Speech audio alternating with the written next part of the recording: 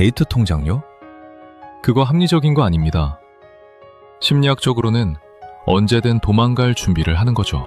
반반 데이트를 고집하는 남자들의 머릿속엔 공정함이 아니라 손해보기 싫다는 공포와 회피형 애착이 뒤섞여 있습니다. 한마디로 당신을 전적으로 믿지 않는다는 증거죠. 그들이 왜 그토록 반반이라는 숫자에 집착하는지 그 추악하고도 나약한 심리 4가지를 지금 바로 공개합니다. 오늘은 우리 시대의 가장 뜨겁고도 차가운 문제, 바로 반반 데이트와 데이트 통장이라는 주제를 가지고 여러분의 뇌와 심장을 동시에 자극해 보려 합니다. 15분이란 긴 시간 동안 우리는 단순히 누가 돈을 더 내야 하느냐 면 유치한 논쟁을 넘어설 겁니다. 그 이면에 숨겨진 현대 남성들의 처절한 생존 본능, 상처받기 싫어하는 방어 기제, 그리고 우리 사회가 만들어낸 거대한 심리적 요새를 하나씩 무너뜨려 볼 예정입니다. 자, 준비되셨나요? 사랑이라는 이름의 전장에서 벌어지는 이 치열한 영수증 전쟁, 지금 바로 시작합니다. 여러분, 한번 상상해 보세요. 창밖으로 한강의 야경이 근사하게 펼쳐지는 분위기 좋은 레스토랑입니다. 두 사람은 방금 아주 만족스러운 저녁 식사를 마쳤죠. 와인 한 잔의 여운이 가시기 전 직원이 계산서를 가져옵니다. 합계금액 158,400원. 이때 남자가 아주 자연스럽게 스마트폰을 꺼냅니다. 그리고는 계산기 앱을 켭니다.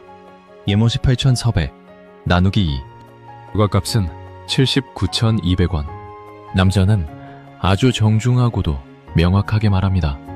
자기야, 아까 우리 데이트 통장에 잔액이 좀 모자라더라. 이번 건은 일단 내가 결제하고 나중에 너가 79,200원 보내주면 될 것 같아. 200원은 내가 그냥 낼게. 어떠신가요? 이 상황이 아주 합리적이고 스마트해 보이시나요? 아니면 왠지 모를 서늘함이 등줄기를 타고 흐르시나요? 최근 이전 삼독세대 사이에서 데이트 통장은 선택이 아닌 필수가 되어가고 있다고 하죠. 하지만 이 합리성이라는 매끈한 포장지를 한꺼풀만 벗겨내면 그 안에는 아주 복잡하고도 뒤엉킨 심리학적 실타래가 들어있습니다. 우리는 오늘 이 실타래를 아주 끝까지 풀어헤칠 겁니다. 먼저 우리가 살펴볼 첫 번째 심리적 요새는 바로 손실 회피 편향입니다. 경제학자 다니엘 카너먼이 말했죠. 인간은 이득을 얻었을 때의 행복보다 손해를 봤을 때의 고통을 무려 2배나 더 크게 느낀다고요. 현대사회의 연애 전선에서 이 심리는 아주 기괴하게 작동합니다. 과거의 남성들에게 데이트 비용은 지불이 아니라 투자 혹은 보호의 상징이었습니다. 하지만 지금의 남성들에게 돈은 곧 자신의 생존권과 직결된 희소자원입니다. 자, 서울의 방어력을 한번 떠올려 보세요.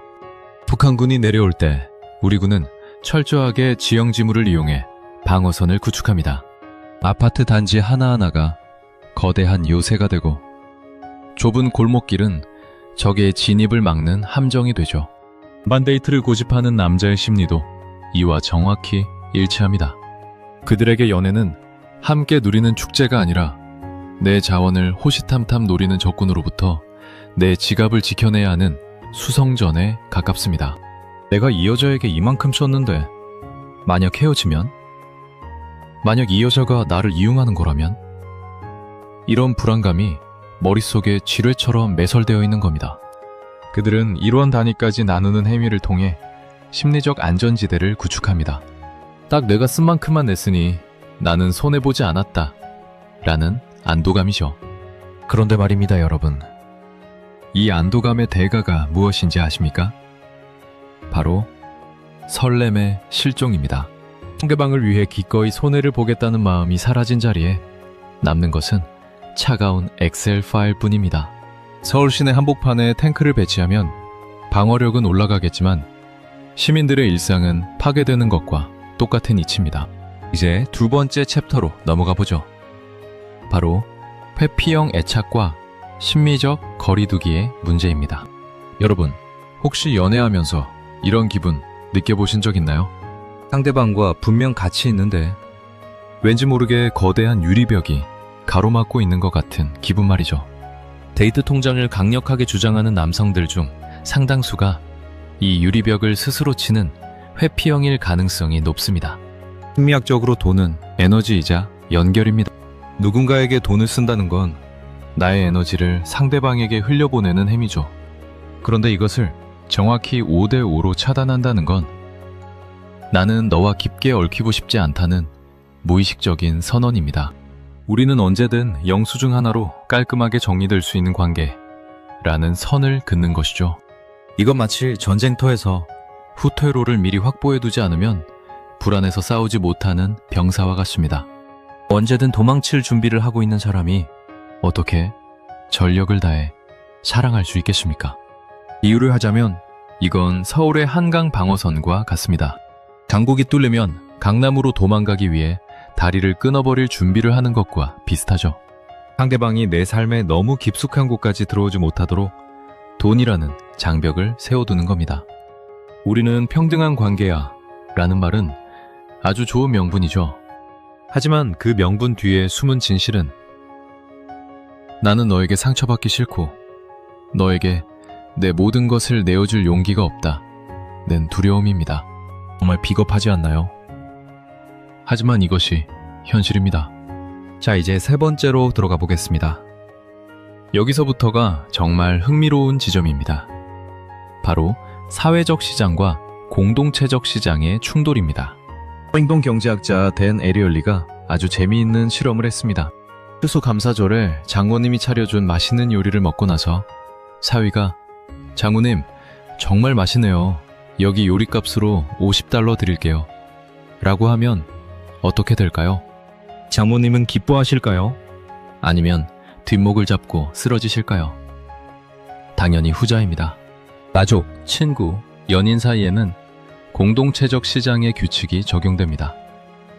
여기서는 계산기보다 정과 배려가 우선이죠. 면 편의점에서 물건을 사고 돈을 내는 건 사회적 시장의 규칙입니다. 그런데 반반 데이트를 고집하는 남성들은 이 두 시장의 경계를 완전히 무너뜨립니다. 사랑하는 여자와의 데이트를 마치 편의점에서 컵라면 사 먹는 것처럼 거래로 만들어버리는 것이죠. 여러분, 서울의 북쪽 방어선을 구축할 때 가장 중요한 게 뭔지 아십니까? 바로 종심 깊은 방어입니다. 적이 한번 들어오면 쉽게 나가지 못하게 겹겹이 방어망을 치는 거죠. 연애도 마찬가지입니다. 서로의 감정이 겹겹이 쌓여서 쉽게 헤어질 수 없는 끈끈한 정이 생겨야 합니다. 그런데 1원 단위로 정산하는 순간 이 방어망은 단칼에 잘려나갑니다. 오늘 데이트 비용 정산 끝났으니 우리는 이제 볼일 다 봤네? 라는 느낌을 주게 되는 겁니다. 이런 남성들은 스스로를 합리적이라고 생각합니다. 내가 데이트 비용을 다 내면 여자가 나를 호구로 볼 거야. 혹은 요즘 세상에 반반이 당연한 거 아니야? 라고 항변하죠. 하지만 이건 합리적인 게 아니라 인간관계의 가장 소중한 가치인 비합리적 헌신을 이해하지 못하는 겁니다. 사랑은 원래 비합리적인 겁니다. 내가 먹고 싶은 걸 참고 상대방에게 한 입 더 주는 것. 매 지갑이 가벼워져도 상대방의 미소를 보며 행복해하는 것. 그 비합리성이야말로 우리를 인간답게 만들고 사랑을 지속하게 만드는 연료입니다. 그런데 그 연료통에 계산기라는 찬물을 끼얹고 있으니 연애라는 자동차가 제대로 굴러갈 리가 있겠습니까? 이제 네 번째 챕터, 남성성의 위기와 가성비의 늪에 대해 이야기해 보겠습니다. 사실 이 부분이 가장 아픈 구석일 수도 있습니다. 현대 남성들은 과거처럼 가장의 권위를 누리지 못합니다. 경제적으로는 여성들과 동등하거나 혹은 더 열악한 위치에 처하기도 하죠. 이런 상황에서 일부 남성들은 자신의 부족한 자존감을 가성비라는 이름으로 포장하기 시작합니다. 나는 여자한테 돈을 펑펑 쓰는 멍청한 남자가 아니야. 나는 아주 스마트하게 연애하는 남자지. 이런 생각의 기저에는 박탈감이 깔려 있습니다.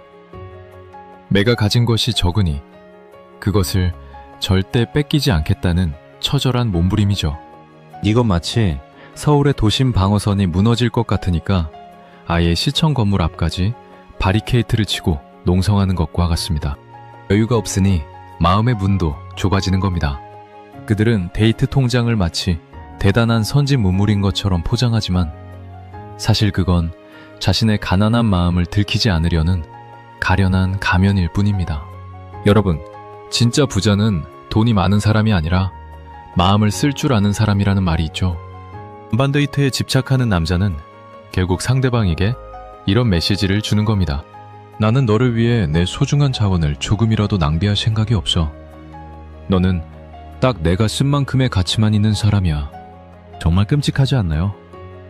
사랑하는 사람에게 너는 가성비가 좋아야 해 라고 요구하는 것과 다를 바 없습니다.